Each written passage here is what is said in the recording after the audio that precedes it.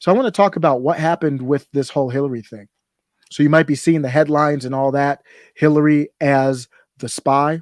What we're talking about is a story which is, I think, centers around this person right now, who is Michael Sussmann, attorney.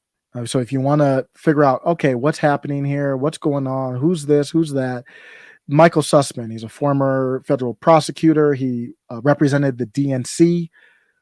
He retained CrowdStrike to examine servers after the Wiki DNC leak. Establishment as you can get. You can't get much more establishment than this. Directly tied to Hillary Clinton. He, in April of 2016, was retained by the DNC after the servers were hacked and the information got leaked to WikiLeaks. And he was basically like their cybersecurity type of dude, as far as like the legal side of things. Then that brings in the guy who is known as the tech executive one in the documents, Rodney Jaffe. At the time, he was a senior vice president at a New Star. So he was a tech executive there. He claimed that he was offered the top cybersecurity job by the Democrats. Jaffe on the right here was. So he wanted to get in with the establishment, in my opinion, based on what we're seeing here. He was anti-Trump, at least to a certain extent, said he would definitely not take the job under Trump. That is a quote in an email, not speculation. Like I said, he's the tech executive one. So we have Michael Sussmann and we have Rodney Jaffe. Those are the two guys that we're looking at right now. What happened back then? This is old news I'm going over right now. Nothing new yet. As far as recently, this is back in late September, early October. This is when this broke last year. So the indictment in September from the special counsel alleged that Jaffe, Sussmann, and our good friend of show. Sometimes friend of show really means not friend of show.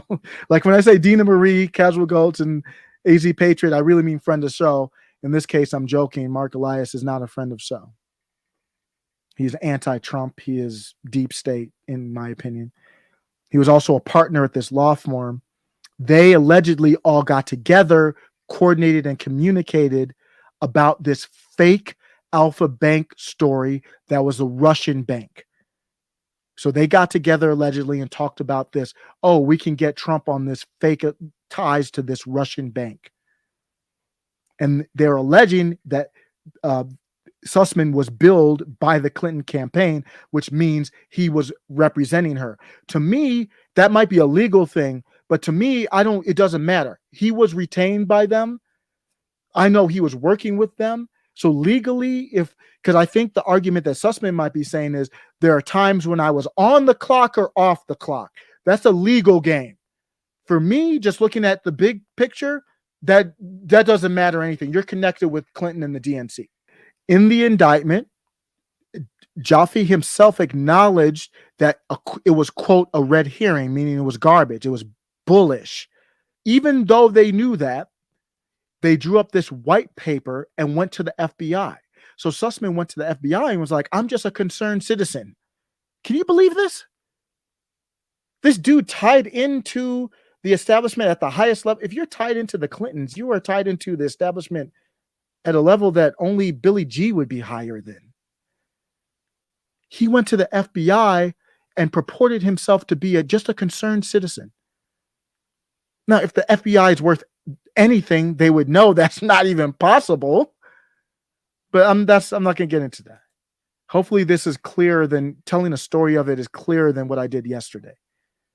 And correct me if I'm wrong. I'll check the chat out periodically. So Durham indicted Sussmann last September. So all old news at this point. Nothing new here so far. I didn't know it, though, because I wasn't following it closely enough. I just knew this. I just learned this. So they charged him because they said, bruh, you went to the FBI. You said you were just some random concerned citizen. And we all know you're tied into the party. Why would you even do that? You're putting our integrity at risk. Like, what are we supposed to do? Ignore you? All this is happening in 2016 while Trump's running for election. he went to the FBI with this white paper that they know is not true. It's wrong. That's why people in the chat yesterday were saying you can say they were smearing him allegedly. So thank you for the chat. That made me go back and say, wait a minute. Oh yeah, they did. There was proof that they, at least one of them, knew that this was wrong. So they're trying to take down Trump before the election, even with this fake story about this bank. This is where they said, this is from the Post. I'm taking this clip from Sussmann saying, hey, I'm just a concerned citizen. I'm not, I'm just a patriot, basically. I want to give you this information. What patriot can just walk into an FBI office and get this information at the highest level?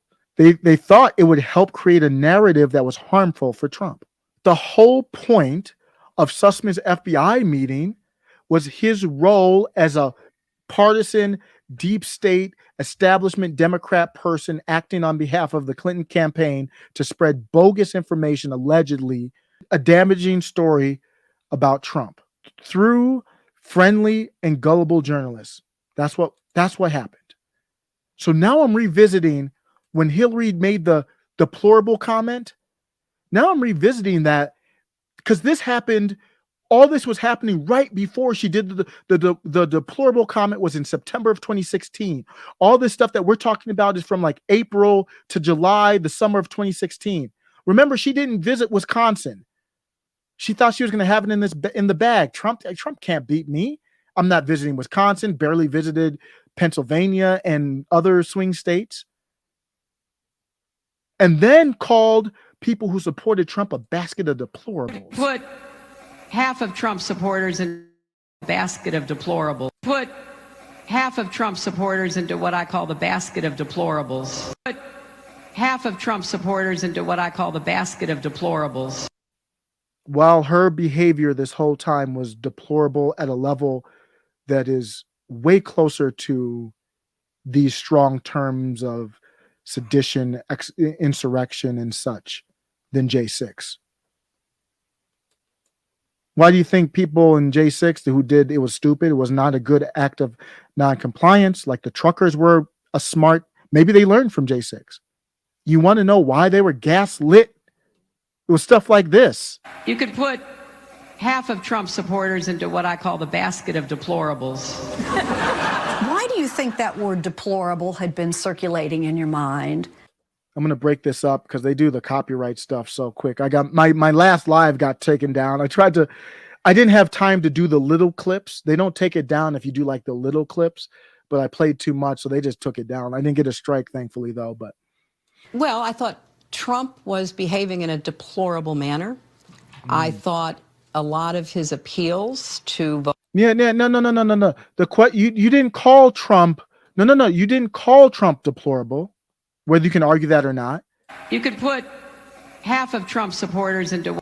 You called half of his supporters that you could put them in a basket of deplorables. So let me fast forward to the end where she gets tested on this a little bit more. Effective reality TV star you in our presidential campaign. When you said basket of deplorables, you energized. No, but they were already energized. But you offended some people who didn't personally feel deplorable at all. I don't buy that.